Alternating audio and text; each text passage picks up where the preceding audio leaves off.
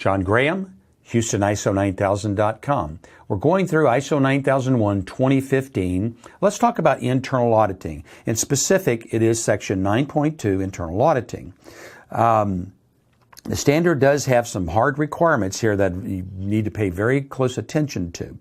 Planned intervals. For example, auditing the entire system once per year is normally what is expected.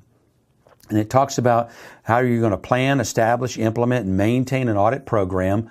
Think procedure, which is optional, but very helpful in satisfying that. It talks about defining the frequency, the methods used, the responsibilities, planning requirements, and reporting to management.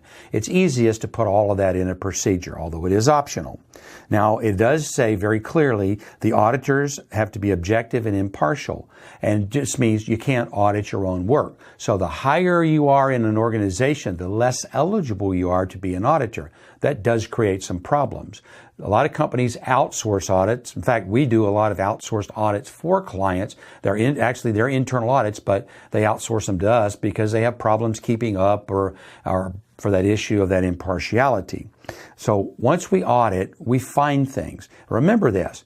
Internal auditing doesn't fix anything. If it's done right, it raises the flag and waves the flag to management and says, hey, there's a problem right here. Now I switch to the next piece of the standard, corrective action. Corrective action in its root cause analysis. That's what fixes problems. Auditing, good auditing, just raises the flag there. And the corrective action takes care of the rest. Auditors from the registrar that come in, they're going to normally look at, of course, you've got good audits to use some kind of checklist, which is optional, but how did you know what to go through and make sure you covered everything? So that builds a lot of confidence in them by having a good checklist. Proof of training of the auditors. They're going to look for that normally. The standard says you have to be competent. And then, of course, a report that comes out at the end that says, here's what we found. Good, bad, and ugly. And that it went to top management and corrections were taken. So that's where the corrective action comes in.